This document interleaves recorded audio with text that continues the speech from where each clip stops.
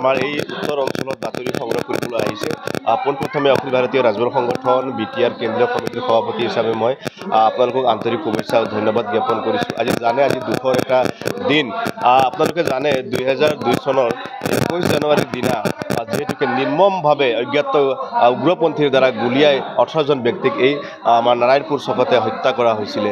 আৰু আপোনালোকে জানে 1997 চনৰ 18 তাৰিখ আছিলে, তাতে আমাৰ বৰপেটাৰ খাগ্ৰাবাৰীতো 6জন ব্যক্তিক গুলীয়াই হত্যা কৰা হৈছিলে আৰু বহুকেইজন ব্যক্তি নিৰ্মমভাৱে ঘূণীয়া হৈ আছিলে। কিন্তু দুৰ্ভাগ্যজনকভাৱে চৰকাৰে এই যি পৰিয়াল বা শ্বহীদৰ পৰিয়ালক যিখিনি ব্যৱস্থা কৰিব লাগিছিলে কিন্তু আমি দেখিবলৈ পোৱা নাছিলোঁ। তাৰ পৰিণাম হিচাপে আজি আমাৰ যিহেতুকে শ্বহীদ বেদীৰ প্ৰাক্তন যি মন্ত্ৰী আমাৰ ৰিহন দৈমাৰী ডাঙৰীয়া, তো এই 18জন ব্যক্তিৰ নামত তেওঁ যি শ্বহীদ বেদীৰ এটা নিৰ্মাণ কৰিছে। আৰু এই ক্ষেত্ৰত ৰিহন দৈমাৰী ডাঙৰীয়াক আমি অখিল ভাৰতীয় ৰাজবৰ সংগঠনৰ পৰা বিশেষকৈ বহুত ধন্যবাদ জ্ঞাপন কৰিছোঁ। কাৰণ তেওঁৰ যি এটা চিনাকি, আজি আচলতে এই 18জন ব্যক্তিয়ে যি শ্বহীদ হৈছিলে তেওঁৰ আত্মা আজি আমি ভাবিছোঁ ক'ৰবাত শান্তি এটা পাইছে। গতিকে এই চেকতে আমি ৰিহন দৈমাৰী ডাঙৰীয়াক আন্তৰিক শুভেচ্ছা আৰু ধন্যবাদ জ্ঞাপন কৰিছোঁ।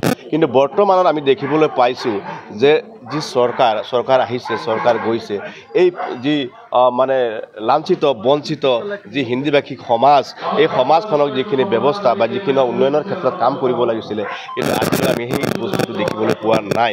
গতিকে আমি আগন্তুক দিনত আমি অখিল হিন্দীভাষী যুৱ ছাত্ৰ পৰিষদে হওক, অখিল ভাৰতীয় ৰাজবৰ সংগঠনে হওক, অখিল হিন্দীভাষী বিকাশ পৰিষদে হওক, আমাৰ সদৌ ভোজপুৰী যুৱ ছাত্ৰ পৰিষদৰ বিষয়ববীয়াসকল আছিলে, ধুনীয়া পৰিষদৰ বিষয়ববীয়াসকলে আছিলে, আমি হিন্দীভাষী বিকাশ পৰিষদৰ বিষয়ববীয়া সকলোৱে আজি একগোট হৈ আচলতে এই যি নৰসংসাৰ তাৰ একে মুখে আমি গৰিহণা দিছোঁ যাতে এনেদৰে আৰু যাতে আমাৰ দুনাই এইসকল ব্যক্তি যাতে প্ৰাণ হেৰুৱাব লগা নহয়।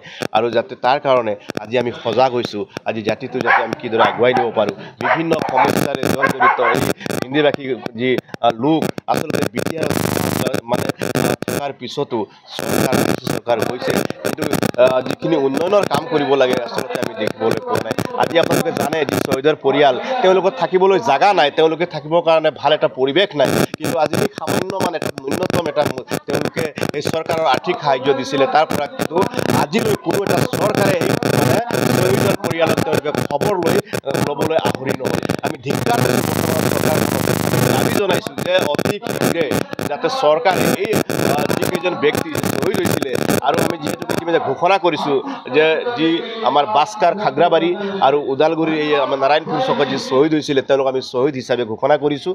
আৰু যাতে ভৱিষ্যতৰ দিনত চৰকাৰে যাতে মাহিয়াই দৃষ্টিৰে নাচায় আৰু আমাৰ এই জাতিটোক যাতে আগুৱাই নিয়াৰ ক্ষেত্ৰত যিদৰে অন্য জাতি জনগোষ্ঠীৰ লগত আগুৱাই গৈ আছে ঠিক তেনেদৰে আমাকো যাতে আগুৱাই লৈ যাওক আৰু যাতে পিছ পৰি নাথাকে তাৰ কাৰণে বলিষ্ঠ পদক্ষেপ গ্ৰহণ কৰিব লাগিব। যদি চৰকাৰে মাহিয়াই দৃষ্টিৰে চায় তেতিয়াহ'লে কিন্তু হিন্দীভাষী ৰাইজে কিন্তু হাতত হাত সাৱটি বহি নাথাকিব। কাৰণ এই গণতান্ত্ৰিক প্ৰক্ৰিয়া, গণতান্ত্ৰিক ব্যৱস্থা যি ভোটদান, এই গণতান্ত্ৰিক প্ৰক্ৰিয়াৰ মাজেৰে কিন্তু চৰকাৰক হলটেকত পেলাবলৈ বাধ্য হ'ব। গতিকে আমি আহ্বান জনাইছোঁ, বৰ্তমানৰ যি চৰকাৰ PPL BJPৰ চৰকাৰ চলি আছে, প্ৰাক্তন যিসকল আমাৰ চৰকাৰ আছিলে BPF দলৰ সকলো বৰ্তমান অসমত যিহেতুকে BJPৰ চৰকাৰ চলি আছে, কেন্দ্ৰীয় BJPৰ চৰকাৰ চলি আছে, আহ্বান জনাইছোঁ এই উত্তৰ অঞ্চলৰ পিছপৰা ৰাইজৰ হৈ যাতে আপোনালোকে এই পৰিয়ালকেইটাক অতি শীঘ্ৰে আহি ব্যৱস্থা কৰক আৰু যাতে ভৱিষ্যতৰ দিনত এই পৰিয়ালটিয়ে যাতে মানুহ হিচাপে জীয়াই থাকিব পাৰে, মানুহ হিচাপে চলিব পাৰে, তাৰ কাৰণে উপযুক্ত ব্যৱস্থা কৰাৰ কাৰণে আপোনালোকৰ এই মাধ্যম বাতৰিৰ যোগে বা আপোনালোকে যি কষ্ট কৰি আজি আহি আপোনালোকে উপস্থিত হৈছে আমাৰ বাতৰিখিনি প্ৰচাৰ প্ৰকাশ কৰিব আচলতে এয়া আমাৰ কাৰণে বহুত ভাল এটা লক্ষণ। গতিকে আপোনাৰ জৰিয়তে যাতে অসম চৰকাৰ, কেন্দ্ৰীয় চৰকাৰে যাতে এই আমাৰ আৱেগ, এই আমাৰ যি বলিদান, এই যি আমাৰ শ্বহীদৰ যি তেজ, আজিও আমাৰ কিন্তু সেই তেজ আমাৰ ক'ৰবাত উতলি আছে। কিন্তু আমি এই তেজক আজি আমি ঠাণ্ডা কৰি বা আমি সেই তেজক আজি আমি ক'ব ভাষা নাই, যেতিয়া সেই তেজ বা সেই যেতিয়া মৃতদেহবিলাক যেতিয়া ৰাস্তাত বা ক'ৰবাত গুলিৰ নিৰ্বিচাৰে গুলীয়াই হত্যা কৰা হৈছিলে কিন্তু আজিও আমি কিন্তু পাহৰিব পৰা নাই। গতিকে আমি শেষত সকলোকে আহ্বান জনাইছোঁ যাতে আপোনালোকেও আমাৰ এই জাতিটো আগুৱাই নিয়াৰ ক্ষেত্ৰত ব্যৱস্থা